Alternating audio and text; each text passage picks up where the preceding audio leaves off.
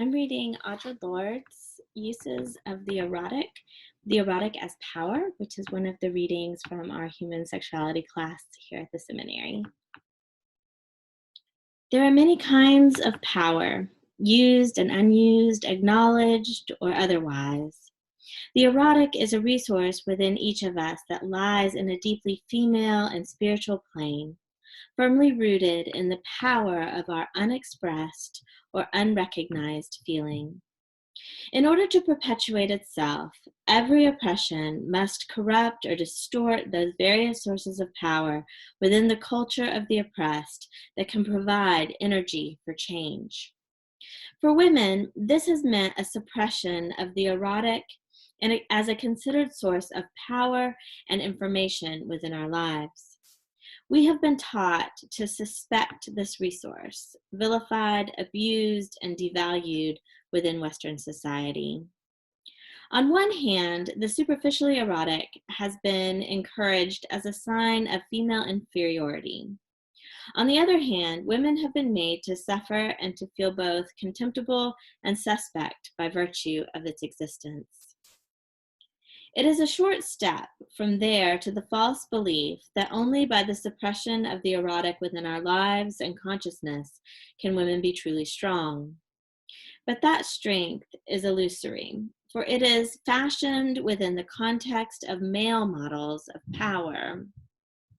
As women, we have come to distrust that power which rises from our deepest and non-rational knowledge. We have been warned against it all our lives by the male world, which values this depth of feeling enough to keep women around in order to exercise it in the service of men, but which fears this same depth too much to examine the possibilities of it within themselves. So women are maintained at a distant, inferior position to be psychically milked, much the same way ants maintain colonies of aphids to provide a life-giving substance for their masters. But the erotic offers a well of replenishing and provocative force to the woman who does not fear its revelation, nor succumb to the belief that sensation is enough. The erotic has often been misnamed by men and used against women. It has been made into the confused, the trivial, the psychotic, the plasticized sensation. For this reason, we have often turned away from the exploration and consideration of the erotic as a source of power and information, confusing it with its opposite, the pornographic.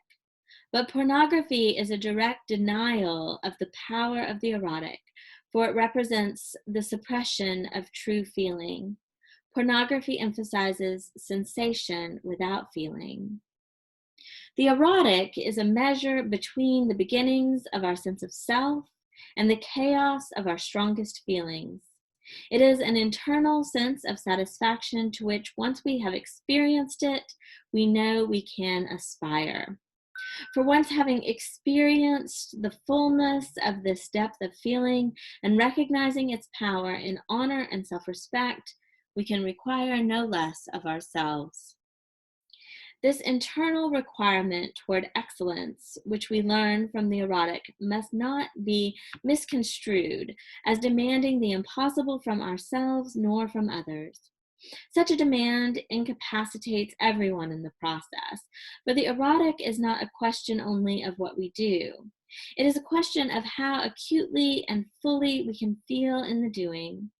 For once we know the extent to which we are capable of feeling that sense of satisfaction and fullness and completion, we can then observe which of our various life endeavors bring us closest to that fullness. The aim of each thing which we do is to make our lives and the lives of our children more possible and more rich. Within the celebration of the erotic in all our endeavors, my work becomes a conscious decision, a longed-for bed which I enter gratefully and from which I rise up empowered. Of course, women so empowered are dangerous. So we are taught to separate the erotic demand from our most vital areas of our lives other than sex.